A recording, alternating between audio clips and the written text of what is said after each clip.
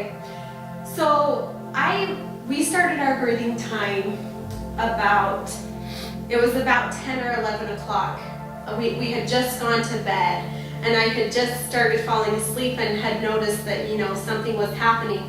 And the first thing that I had remembered from reading and from the Hypnobabies training was just that, not to get, if your birthing time starts at night, not to get too excited and get up and start doing things.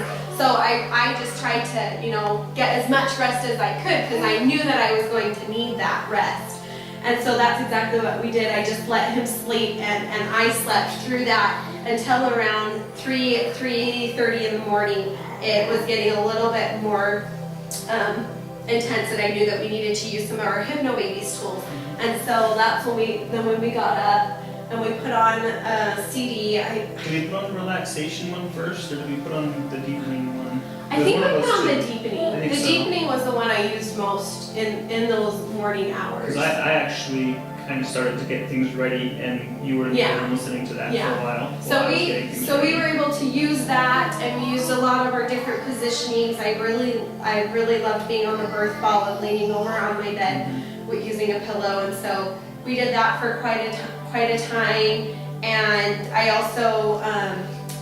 also did a lot where I was leaning on Ben. I had my arms around him, and I was leaning on him and moving that way. Yeah. An couple hours or so. So at that point in time, the birthing waves, Ben was trying to time them, and they were coming pretty quickly. So at that point in time, we decided that we wanted to call our hypno doula and ask her, okay, what get her opinion on things and what she thought we should do. So actually, Ben actually called her, and do you want to tell them just what she suggested? Oh, don't even remember. Yes, you do.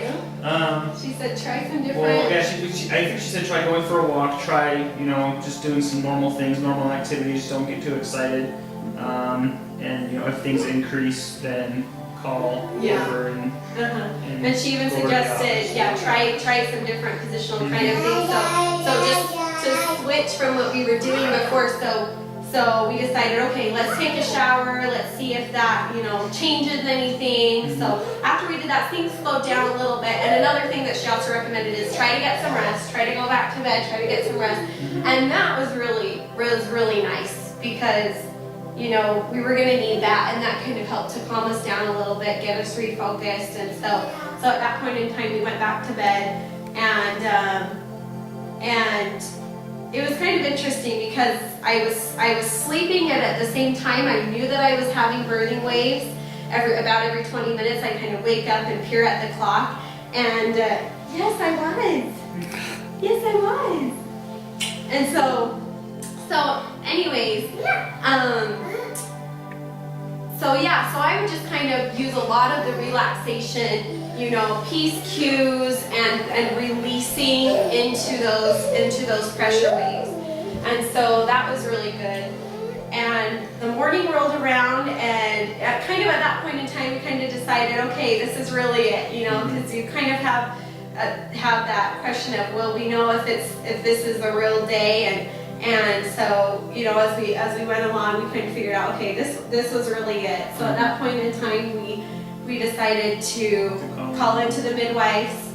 So we called into the midwives, and we went in and into the clinic before we went into the hospital.